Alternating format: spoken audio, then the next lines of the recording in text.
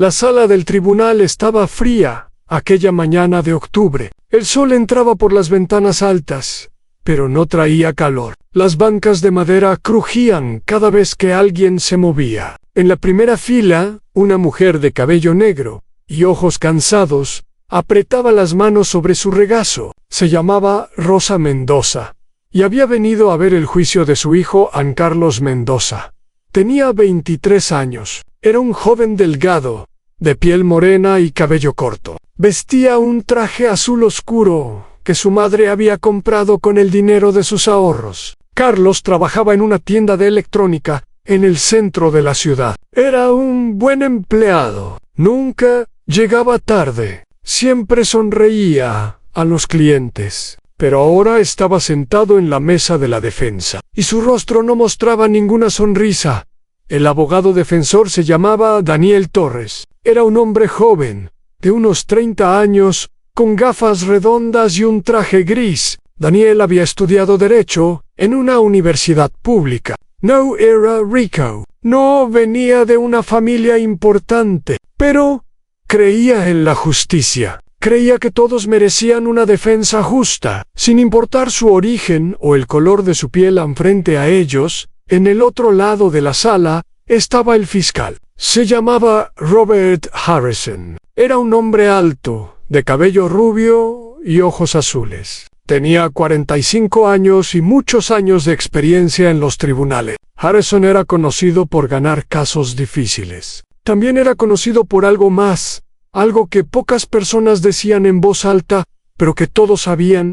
Trataba de manera diferente a los acusados. Dependiendo de quiénes eran, el juez entró por la puerta del fondo. Todos se pusieron de pie. El alguacil anunció su nombre, el honorable juez William Bradford. Bradford era un hombre de 60 años, con cabello blanco y una barba corta. Caminaba despacio, con pasos pesados. Se sentó en su silla alta, detrás del estrado de madera oscura. Sus ojos recorrieron la sala antes de detenerse en Carlos Mendoza.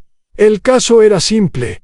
Según los documentos, una noche de agosto, alguien había robado joyas de una casa grande en las afueras de la ciudad. La casa pertenecía a la familia Patterson, una de las familias más ricas del condado. El valor de las joyas robadas era de más de $100,000. La policía había encontrado un testigo que decía haber visto a un hombre joven salir de la propiedad esa noche. El testigo describió a alguien de piel morena, cabello corto y estatura media. Carlos Mendoza había sido arrestado 3 días después del robo. La policía lo había encontrado caminando cerca de la zona. Dijeron que coincidía con la descripción del testigo. Carlos les dijo que esa noche había estado trabajando en la tienda hasta las 10 de la noche, y luego había ido directamente a casa. Tenía registros de su trabajo, tenía mensajes de texto con su madre, pero la policía no quiso escuchar.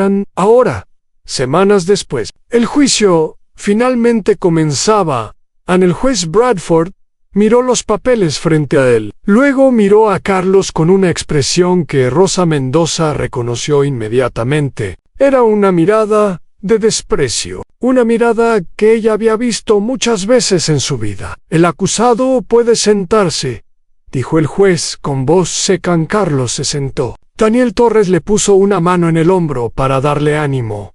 El fiscal Harrison se puso de pie primero. Caminó hacia el jurado. Un grupo de 12 personas sentadas en una caja de madera a la izquierda de la sala. El jurado estaba compuesto por 10 personas blancas, una persona asiática y una persona negra. Harrison los miró a todos con una sonrisa confiada. «Damas y caballeros del jurado», comenzó Harrison, «hoy les presentaremos evidencia clara y contundente de que el acusado Carlos Mendoza entró ilegalmente en la propiedad de la familia Patterson y robó joyas de gran valor. El testigo lo vio salir de la escena del crimen. El acusado no tiene una coartada sólida. Y lo más importante, tiene un historial que sugiere una tendencia criminal». Daniel Torres se puso de pie inmediatamente. «Objeción, su señoría, el acusado no tiene ningún historial criminal». El juez Bradford miró a Torres con irritación. «Siéntese, abogado». El fiscal todavía no ha terminado. Torres frunció el ceño pero se sentó. Carlos lo miró con preocupación. Ann Harrison continuó como si nada hubiera pasado. Como decía, la evidencia hablará por sí misma. Y cuando vean toda la evidencia, llegarán a la única conclusión posible: Ann culpable. Harrison se sentó. El juez Bradford asintió con la cabeza. Abogado defensor, dijo el juez.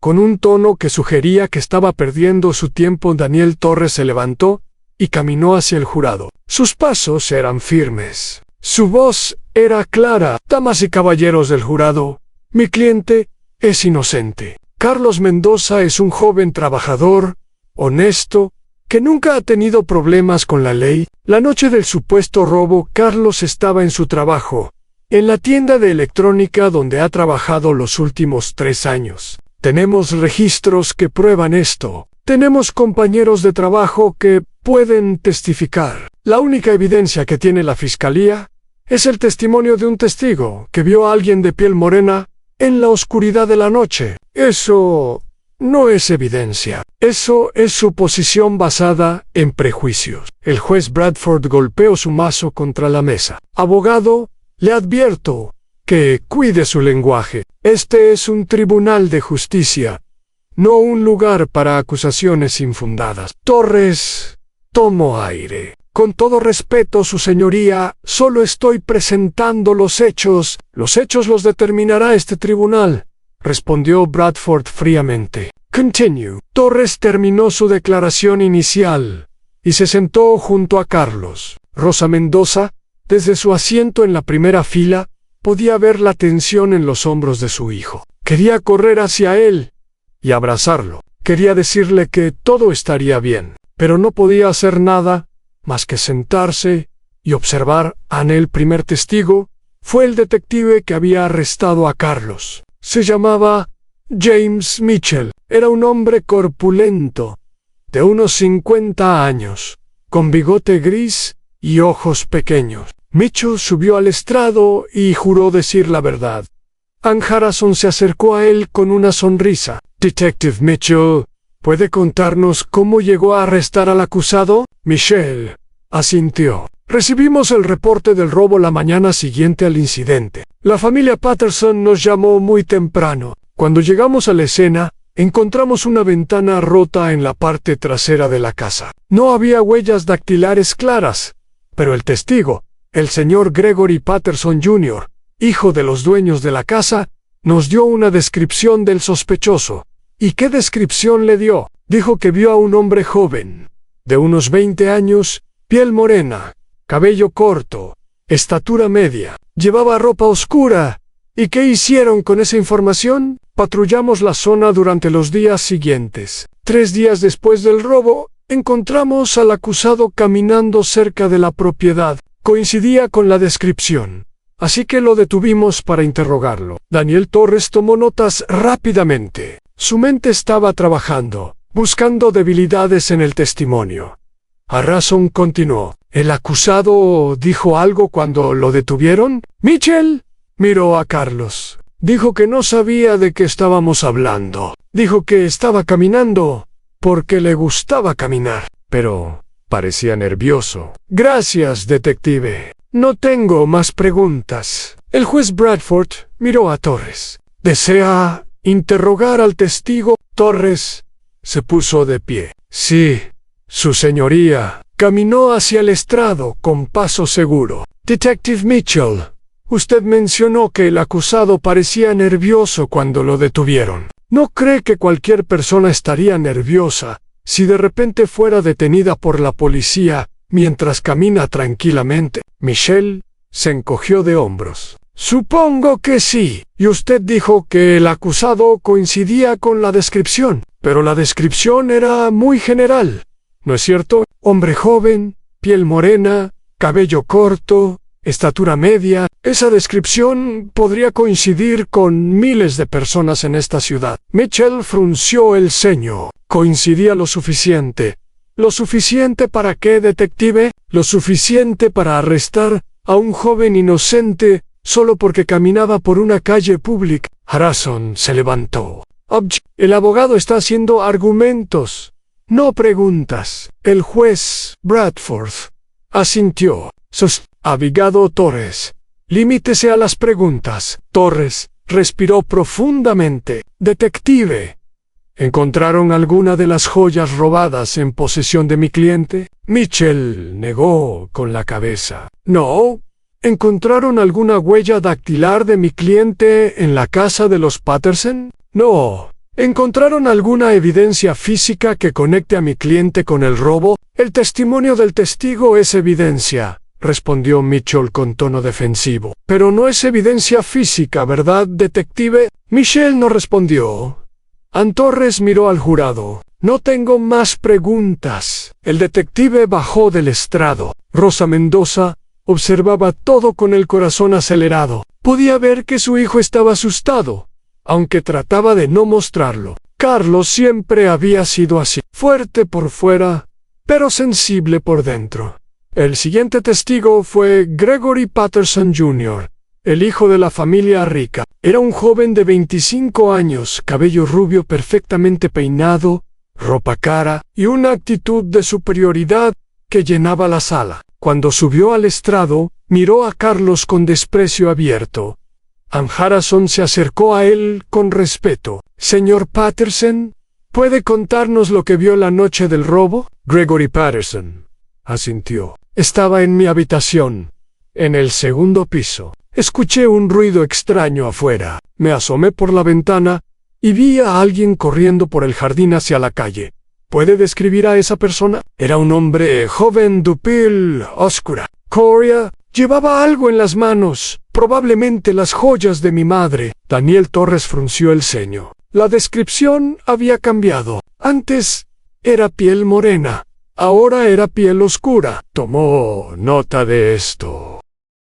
«¿Está seguro de lo que vio?», preguntó Harrison. «Completamente seguro», respondió Gregory con confianza. «¿Y puede identificar al acusado como la persona que vio esa noche?» Gregory miró a Carlos. «Sí, y es él». Un murmullo recorrió la sala. Rosa Mendoza cerró los ojos. Esto no estaba bien. Esto no era justo. Torres se preparó para su turno de preguntas. Sabía que este testimonio era crucial. Si podía demostrar que Gregory Patterson no era un testigo confiable, tendrían una oportunidad. «Señor Patterson», comenzó Torres, «usted dijo que vio a alguien corriendo por el jardín desde la ventana de su habitación en el segundo piso. ¿A qué distancia estaba la persona de su ventana?» Gregory pensó por un momento. «No sé exactamente. Quizás unos 30 metros.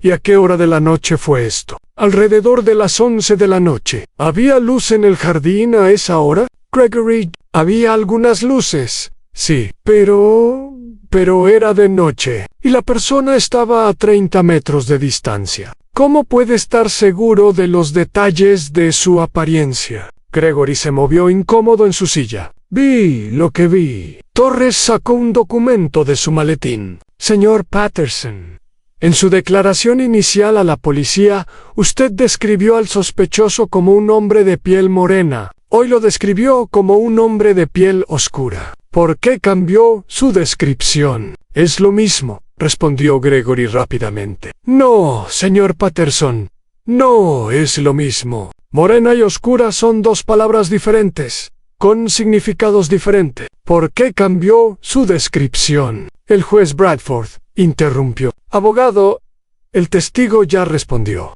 Continúe con otra pregunta». Torres miró al juez con frustración, pero continuó. «Señor Patterson, ¿alguna vez había visto a mi cliente antes del día de hoy?» «No». «Entonces, ¿cómo puede estar tan seguro de que la persona que vio corriendo en la oscuridad de la noche, a 30 metros de distancia, es mi cliente?» Gregory miró a Carlos con odio. «Porque lo reconozco. Esos tipos siempre están merodeando por nuestro vecindario». La sala quedó en silencio. Torres no podía creer lo que acababa de escuchar. Miró al juez, esperando que dijera algo. Pero el juez Bradford simplemente miró sus papeles como si no hubiera escuchado nada. «No tengo más preguntas», dijo Torres. Su voz, llena de indignación, contenida en Gregory Patterson, bajó del estrado con una sonrisa satisfecha. Carlos Mendoza bajó la cabeza. Su madre, Rosa, sentía que las lágrimas querían salir, pero se las tragó. No podía llorar aquí. Tenía que ser fuerte. El primer día del juicio terminó sin más testigos. El juez Bradford anunció un receso hasta el día siguiente. Cuando todos comenzaron a salir de la sala, Rosa Mendoza corrió hacia la mesa de la defensa.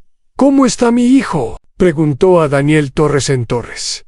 Miró a Rosa con ojos cansados. «Estamos luchando, señora Mendoza, pero este juez no va a ser fácil». Carlos abrazó a su madre. «Voy a estar bien, mamá. No te preocupes». Pero Rosa podía sentir el miedo en el abrazo de su hijo. Y ella también tenía miedo. Mucho miedo en esa noche.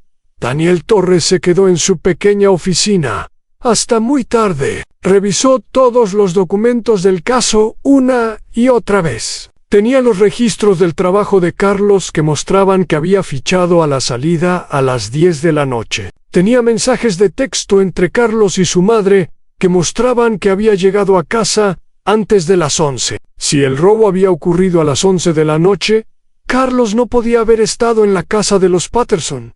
La evidencia era clara. Carlos era inocente. Pero Torres sabía que la evidencia no siempre era suficiente. Había visto casos donde la verdad perdía contra el prejuicio. Había visto jueces que decidían el veredicto antes de escuchar la evidencia. Y tenía un mal presentimiento sobre el juez.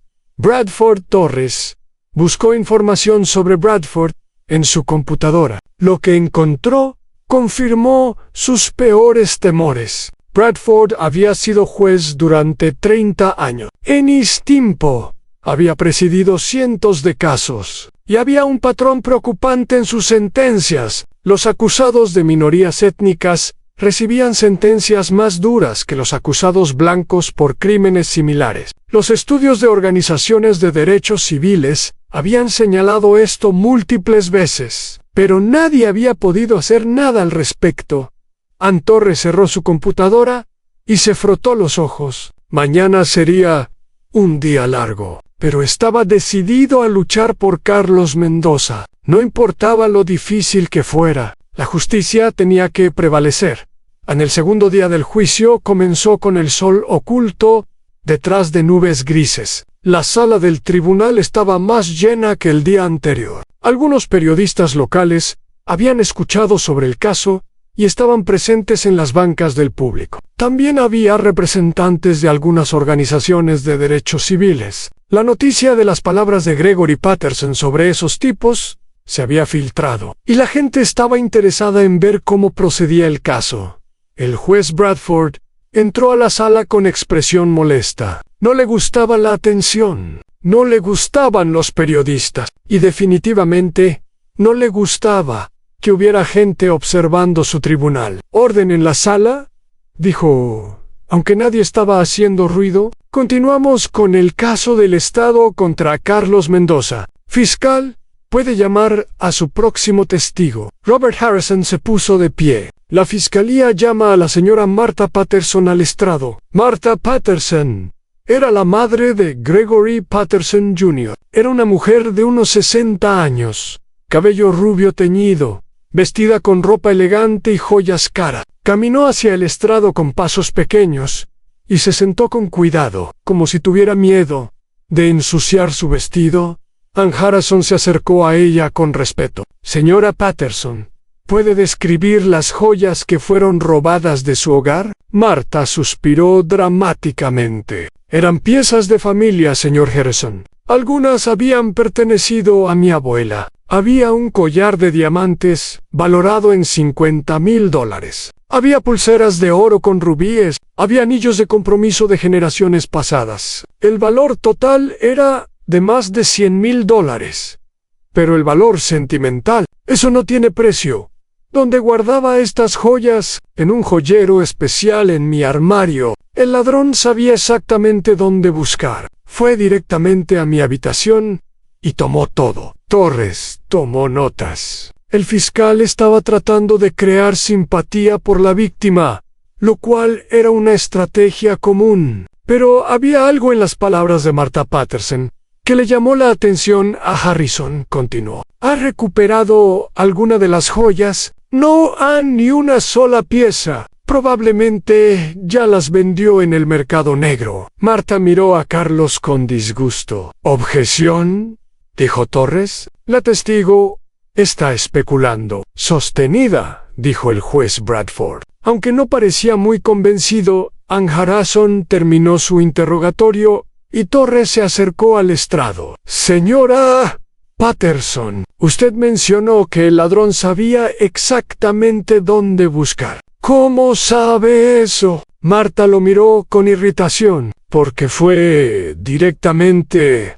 a mi armario. No tocó nada más en la casa. ¿Podría eso sugerir que el ladrón conocía la disposición de su casa? Quizás alguien que había estado allí antes. Martha palideció ligeramente. No sé lo que está insinuando. No estoy insinuando nada, señora Patterson. Solo estoy haciendo preguntas. ¿Tienen empleados domésticos que trabajan en su casa? Sí. Tenemos una empleada de limpieza y un jardinero. ¿Habían tenido recientemente algún problema con algún empleado? ¿Quizás alguien que fue despedido? Harrison se levantó.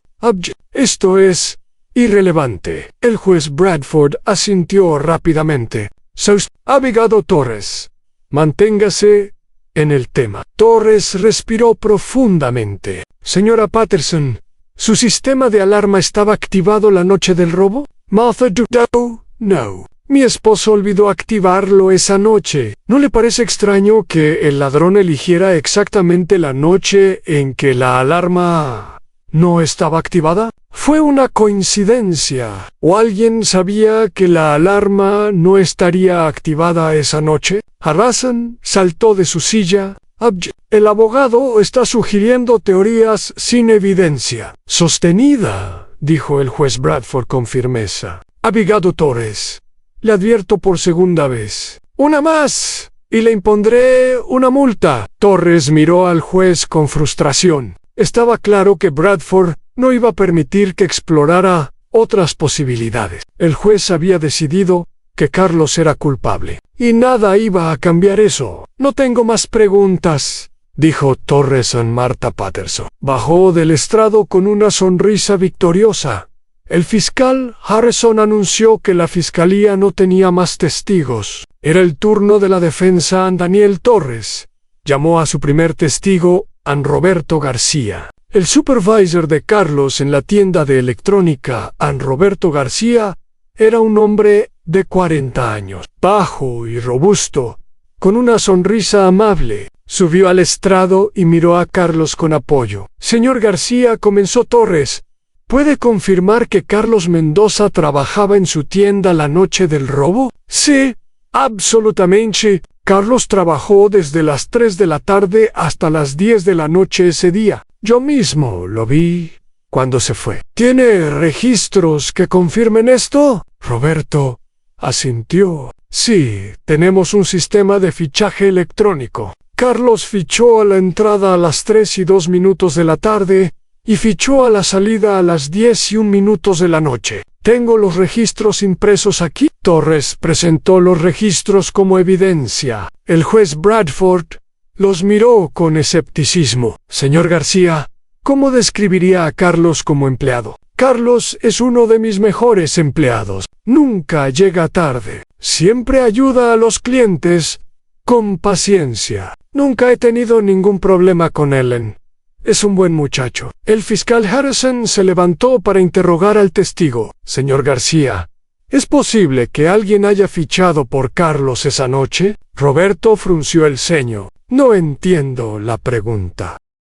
Me refiero a si es posible que Carlos le haya dado su tarjeta de fichaje a otra persona para que fichara por él mientras él no estaba. No, eso no es posible. Nuestro sistema usa huellas dactilares. Solo Carlos puede fichar con su huella. Harrison pareció sorprendido por esta información. No había investigado bien los detalles del sistema de fichaje. Pero usted dijo que lo vio cuando se fue. ¿Puede estar completamente seguro de que era él? Roberto lo miró con incredulidad. Conozco a Carlos desde hace 3 años. Claro que estoy seguro de que era él. Harrison no tenía más preguntas. El testigo bajó del estrado en Torres. Llamó a su siguiente testigo, María Elena Mendoza, la hermana menor de Carlos. María Elena tenía 19 años. Era una estudiante universitaria de enfermería. Caminó hacia el estrado con nerviosismo, pero con determinación. María Elena, comenzó Torres suavemente. ¿Puede contarnos qué pasó la noche del robo? María Elena tomó aire. Carlos llegó a casa como a las 10:30 de la noche. Yo estaba estudiando en la sala. Hablamos un poco, y luego, él fue a su habitación a descansar. Nuestra mamá llegó del trabajo como a las 11, y los 3 cenamos juntos. ¿Está segura de la hora? Sí, recuerdo que miré el reloj cuando Carlos llegó, porque estaba esperando un mensaje de una amiga. Torres presentó los registros de mensajes de texto del teléfono de María Elena que mostraban que había enviado un mensaje a su amiga a las 10:35 de la noche. Harrison se levantó para... Señorita Mendoza, usted es la hermana del acusado. ¿No es natural que quiera protegerlo? María Elena lo miró directamente a los ojos. Quiero protegerlo, diciendo la verdad. Mi hermano estaba en casa esa noche. No robó nada. Pero usted haría cualquier cosa para ayudar a su hermano, ¿verdad? Haría cualquier cosa legal para ayudarlo. Y decir la verdad es legal. Algunos en la sala sonrieron ante la respuesta. Harrison frunció el ceño. No tengo más preguntas. El siguiente testigo fue Rosa Mendoza, la madre de Carlos. Rosa subió al estrado con dignidad, aunque sus manos temblaban ligeramente. Señora Mendoza, dijo Torres, ¿puede contarnos sobre la noche del robo? Rosa habló con voz clara. Yo trabajo como empleada de limpieza en un hotel. Esa noche salí del trabajo a las 10:30. Llegué a casa como a las 11. Cuando Lig, Carlos y María Elena estaban en la sala, cenamos los 3 juntos, y luego todos nos fuimos a dormir. ¿Está completamente segura de que Carlos estaba en casa cuando usted llegó? Sí, es mi hijo. Claro que estoy segura. Harrison se acercó a ella para el interrogatorio. Señora Mendoza, usted llegó a casa a las 11. ¿Cómo puede estar segura de que Carlos estuvo en casa toda la noche y no salió después de que usted llegó? Rosa lo miró con calma. Porque nuestra casa es pequeña. Solo hay una puerta principal, y está en la sala donde dormimos María Elena y yo. Si Carlos hubiera salido, lo habríamos escuchado. Pero usted estaba dormida. Yo tengo el sueño muy ligero. Cualquier ruido me despierta, y no escuché ningún ruido esa noche. Harrison no encontró más argumentos. No tengo más preguntas. Rosa bajó del estrado y volvió a su asiento. Miró a Carlos con amor y preocupación. Él le devolvió una pequeña sonrisa a Torres.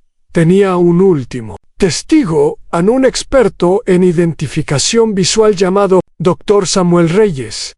El Dr. Reyes era un psicólogo forense que había estudiado durante años cómo la gente identifica caras y personas. Dr. Reyes, comenzó Torres, ¿puede explicarnos qué tan confiables son las identificaciones visuales hechas en condiciones de poca luz y a larga distancia? El Dr. Reyes, un hombre calvo de unos 50 años con gafas gruesas, asintió. Los estudios científicos han demostrado repetidamente que las identificaciones visuales hechas en condiciones de poca luz, a distancia, y especialmente cuando el observador y el sujeto son de diferentes grupos raciales, son extremadamente poco confiables. ¿Puede explicar más sobre el efecto del grupo racial? Es un fenómeno bien documentado llamado efecto de raza cruzada. Las personas tienden a tener más dificultad para distinguir e identificar caras de personas de otros grupos raciales. No es racismo intencional. Es un fenómeno perceptivo, pero significa que, cuando una persona blanca intenta identificar a una persona de otra raza, en condiciones difíciles, las probabilidades de error son muy altas. En el caso que estamos discutiendo, el testigo vio a alguien a 30 metros de distancia, de noche, con iluminación limitada. ¿Qué tan confiable sería esa identificación? En mi opinión profesional, una identificación hecha en esas condiciones no debería tener ningún valor probatorio. Las probabilidades de error son demasiado altas. Harrison se levantó para el interrogatorio, claramente irritado. Doctor Reyes, ¿no es cierto que sus estudios son teóricos y que cada caso es diferente? Mis estudios están basados en décadas de investigación empírica. No son teóricos, son científicos. Pero usted no estaba presente esa noche. No sabe qué tan buena era la iluminación o qué tan clara fue la vista del testigo. Tiene razón, no estaba presente. Pero basándome en la descripción de las condiciones que se han presentado en este tribunal, mi conclusión es la misma. Sí, la identificación no es confiable. Harrison no tenía más pregunta. El doctor Reyes bajó del estrado. Torres se puso de pie. Su señoría, la defensa no tiene más testigos. El juez Bradford miró el reloj. Bien, tomaremos un receso para almorzar. Los argumentos finales serán esta tarde. Durante el receso, Carlos pudo hablar brevemente con su madre y su hermana. Rosa le sostuvo las manos. Todo va a estar bien, mijo. La verdad está de nuestro lado. Carlos asintió, pero sus ojos mostraban duda. Había visto cómo el juez Bradford lo miraba. Había visto cómo ignoraba las objeciones de su abogado. Había visto cómo trataba de manera diferente al fiscal y a Torres. A mamá, dijo Carlos en voz baja. Si las cosas salen mal, no hables así, lo interrumpió Rosa. No vamos a perder. La justicia existe. Carlos no dijo nada más, pero en su corazón no estaba tan seguro en esa tarde. Los argumentos finales comenzaron. El fiscal Harrison fue primero. Damas y caballeros del jurado, comenzó Harrison. Caminando frente al jurado con confianza, han escuchado la evidencia. Un testigo vio al acusado huyendo de la escena del crimen. Las joyas nunca fueron recuperadas. El acusado fue encontrado cerca de la zona días después. La defensa ha tratado de confundirlos con testimonios de familiares y teorías científicas. Pero los hechos son simples. Carlos Mendoza robó esas joyas. Les pido que lo declaren culpable. Torres se levantó para su argumento final. Caminó lentamente hacia el jurado, mirando a cada miembro a los ojos. Damas y caballeros del jurado, han escuchado la evidencia, y la evidencia es clara, pero no de la manera que el fiscal quiere que crean. La evidencia es clara de que Carlos Mendoza es inocente. Tenemos registros de trabajo que muestran que estaba en su empleo hasta las 10 de la noche. Tenemos testimonios de su familia que confirman que llegó a casa antes de las 11. El robo ocurrió a las 11 de la noche, según el propio testigo de la fiscalía. Es físicamente imposible que Carlos haya cometido este crimen. Torres hizo una pausa. El único testigo que dice haber visto a mi cliente es Gregory Patterson Jr. Pero, ¿qué vio realmente? Vio a una persona corriendo en la oscuridad, a 30 metros de distancia. No vio la cara. No vio detalles. Solo vio a alguien de piel morena, y decidió que ese alguien debía ser un criminal. Torres miró al jurado con seriedad. Ustedes tienen en sus manos el poder de decidir el futuro de un joven inocente. Les pido que miren la evidencia real, no los prejuicios. Les pido que vean a Carlos Mendoza como lo que es, un joven trabajador, honesto, que fue acusado injustamente. Les pido que hagan lo correcto y lo declaren inocente. Torres volvió a su asiento. Carlos lo miró con gratitud. Había dado lo mejor de sí. El juez Bradford dio instrucciones al jurado y los envió a deliberar. Ahora solo quedaba esperar. La deliberación del jurado duró más de lo que cualquiera esperaba. Pasaron las horas de la tarde. Llegó la noche. El juez Bradford decidió enviar al jurado a descansar y continuar las deliberaciones al día siguiente. Rosa Mendoza pasó otra noche sin dormir. Daniel Torres revisó sus notas una y otra vez, preguntándose si había algo más que pudiera haber hecho. Carlos, en su celda de detención temporal, miraba el techo y pensaba en su vida, en sus sueños, en todo lo que podría perder si las cosas salían mal. El tercer día amaneció con lluvia. Las gotas golpeaban las ventanas del tribunal mientras todos esperaban el veredicto del jurado. La tensión en el aire era palpable. Los periodistas habían llenado las bancas del público. Más representantes de organizaciones de derechos civiles estaban presentes. Incluso, algunos políticos locales habían venido a observar a las 10 de la mañana. El jurado anunció que habían llegado a un veredicto. Todos volvieron a sus lugares. Carlos fue traído a la sala por un guardia. Se sentó junto a Torres. Con las manos temblando, el presidente del jurado, un hombre mayor de cabello canoso, se puso de pie con un papel en las manos.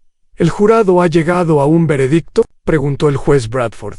Sí, su señoría. ¿Cuál es el veredicto? El presidente del jurado tomó aire. En el caso del Estado contra Carlos Mendoza, por el cargo de robo mayor, encontramos al acusado. El silencio en la sala era absoluto. Rosa Mendoza cerró los ojos y rezó. Carlos contuvo la respiración. Torres apretó los puños. N o culpable. Un grito de alegría escapó de los labios de Rosa. Carlos cayó hacia adelante, sus manos cubriendo su rostro, mientras lloraba de alivio. Torres sonrió ampliamente y abrazó a su cliente. Los periodistas comenzaron a escribir furiosamente. Los representantes de derechos civiles aplaudieron, pero la celebración fue interrumpida por un golpe furioso del mazo del juez Bradford. Orden en la sala. Todos guardaron silencio inmediatamente. El rostro del juez Bradford estaba rojo de ira. Sus ojos brillaban con un fuego peligroso. El veredicto del jurado es inaceptable, dijo Bradford. Su voz temblando de rabia. Torres se puso de pie, confundido. Su señoría, el jurado ha hablado. El veredicto es silencio, gritó Bradford. No le di permiso para hablar. La sala quedó en shock. Nadie había visto algo así antes. Un juez rechazando el veredicto de un jurado no era algo que pasara normalmente. Bradford continuó. En mi experiencia de 30 años en esta corte, nunca he visto un caso tan claro de culpabilidad. El jurado ha sido manipulado por la defensa con argumentos emocionales y pseudociencia. Este tribunal no puede permitir que un criminal evidente escape la justicia. Torres estaba furioso. Su señoría, con todo respeto, no tiene autoridad para... Tengo toda la autoridad, interrumpió Bradford. Soy el juez de este tribunal, y como juez, tengo el poder de anular el veredicto del jurado si considero que es contrario a la evidencia. Harrison, el fiscal, parecía tan sorprendido como todos. Incluso él sabía que esto era inapropiado. Su señoría, quizás deberíamos... No necesito su consejo fiscal. Bradford miró a Carlos con desprecio abierto. Señor Mendoza, usted es exactamente el tipo de criminal que ha plagado nuestra sociedad. Gente como usted viene a nuestro país, roba nuestras propiedades y espera que la justicia les tenga compasión. Pues no en mi tribunal. Rosa Mendoza se levantó de su asiento, incapaz de contenerse. Mi hijo nació aquí. Es ciudadano americano. Guardias, saquen a esa mujer de mi sala, ordenó Bradford. 2 guardias se acercaron a Rosa, pero ella no se movió. Naomi, Mi hijo es inocente. María Elena también se puso de pie. Déjenla en paz. Esto es injusto. El caos se apoderó de la sala. Los periodistas grababan todo. Los representantes de derechos civiles protestaban. Los políticos locales susurraban entre sí con expresiones de horror. Torres se acercó al estrado del juez. Su señoría, lo que está haciendo es ilegal. El veredicto del jurado es final. No puede anularlo simplemente porque no le gusta. Bradford lo miró con odio. Le voy a decir lo que puedo y no puedo hacer, abogado. Puedo enviarlo a la cárcel por desacato y puedo asegurarme de que nunca vuelva a ejercer la abogacía en este estado. Torres no retrocedió. Entonces haga, pero sepa que lo que está haciendo hoy será recordado, y no será recordado favorablemente. En ese momento, las puertas del fondo de la sala se abrieron con un golpe. Todos se voltearon para ver quién entraba. Era una mujer de unos 50 años, cabello negro con algunas canas, vestida con un traje negro elegante. Caminaba con autoridad, seguida por dos hombres en trajes oscuros. La mujer tenía una expresión seria, pero determinada. «¿Quién interrumpe mi tribunal?», exigió Bradford. La mujer se acercó al frente de la sala. «Soy la jueza Victoria Hernández, del Tribunal de Apelaciones del Estado. Y usted, juez Bradford, está bajo investigación». El rostro de Bradford palideció. «¿Bajo investigación? Porch». La jueza Hernández sacó un documento de su maletín por múltiples denuncias de conducta inapropiada, prejuicio judicial y violación de los derechos constitucionales de los acusados. Esta investigación ha estado en proceso durante meses y lo que acabamos de presenciar confirma todo lo que sospechábamos. Bradford intentó recuperar su compostura. «Esto es ridículo. Estoy protegiendo la justicia». «No, juez Bradford. Usted está pervirtiendo la justicia». La jueza Hernández miró a la sala. «He estado observando este caso desde ayer, cuando recibimos múltiples quejas sobre su conducta. Lo que he visto hoy es suficiente para tomar acción inmediata». Se volvió hacia Bradford. «Juez William Bradford queda suspendido de sus funciones judiciales con efecto inmediato, pendiente de una investigación completa. Los cargos incluyen, pero no se limitan a prejuicio racial en la conducción de juicios, violación del debido proceso e intento de anular un veredicto legítimo del jurado». Bradford se puso de pie, furioso. «No puede hacer esto. Tengo 30 años de servicio». 30 años de servicio no le dan derecho a violar la ley. La jueza Hernández hizo una señal a los dos hombres que la acompañaban. «Por favor, acompañen al ex juez Bradford fuera de la sala». Los hombres se acercaron a Bradford, quien se resistió por un momento antes de darse cuenta de que no tenía opción. Fue escoltado fuera de la sala. Su rostro una mezcla de rabia y humillación. A la jueza Hernández tomó el lugar de Bradford en el estrado. Miró en la sala, que todavía estaba en shock por lo que acababa de presenciar. «El veredicto del jurado es válido y final», declaró la jueza Hernández con voz clara. «Carlos Mendoza es declarado no culpable de todos los cargos». «Señor Mendoza, usted es libre de irse». Carlos no podía creer lo que estaba escuchando. Miró a Torres, quien le sonrió y asintió. «Es real, Carlos. Es Libra». Carlos se levantó de su silla y corrió hacia su madre y su hermana. Los tres se abrazaron, llorando lágrimas de alegría y alivio. Los años de pesadilla habían terminado. La jueza Hernández esperó a que el momento de celebración pasara antes de «Continúa. Quiero disculparme en nombre del sistema judicial por lo que el señor Mendoza y su familia han tenido que sufrir. Lo que ocurrió en este tribunal es inaceptable. Un juez debe ser imparcial, justo y respetuoso de la ley. El juez Bradford falló en todos estos aspectos». Miró a Rosa Mendoza. «Señora Mendoza, Sé que ninguna disculpa puede compensar el trauma que usted y su familia han experimentado, pero le prometo que haremos todo lo posible para asegurarnos de que esto no vuelva a suceder. Rosa asintió, las lágrimas corriendo por sus mejillas. Gracias, jueza. Gracias por creer en la justicia. La jueza Hernández sonrió suavemente. La justicia no es perfecta, señora Mendoza, pero hoy, al menos, prevaleció. Los periodistas salieron corriendo para reportar la noticia. La historia del juez racista y el veredicto sorprendente sería noticia nacional por días. Las organizaciones de derechos civiles usarían el caso como ejemplo de los problemas sistémicos en el sistema judicial. Los políticos locales prometerían reformas ampero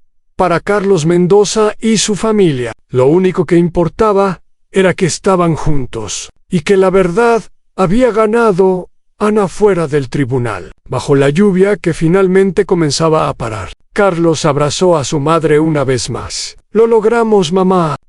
Rosa le acarició el rostro. «Nunca perdí la fe, mijo, nunca». Daniel Torres se acercó a ellos. «Carlos, Rosa, María Elena, ha sido un honor representarlos. Este caso me recordó por qué me hice abogado». Carlos le estrechó la mano. «No sé cómo agradecerle, señor Torres. Usted me salvó la vida». «No, Carlos. La verdad te salvó. Yo solo ayudé a que la escucharan». Los días que siguieron fueron intensos. La historia del caso Mendoza se extendió por todo el país. Los medios de comunicación cubrieron cada aspecto la evidencia ignorada, los comentarios racistas, el intento del juez de anular el veredicto y la dramática intervención de la jueza Hernández. El juez William Bradford enfrentó múltiples cargos. La investigación reveló que durante sus 30 años,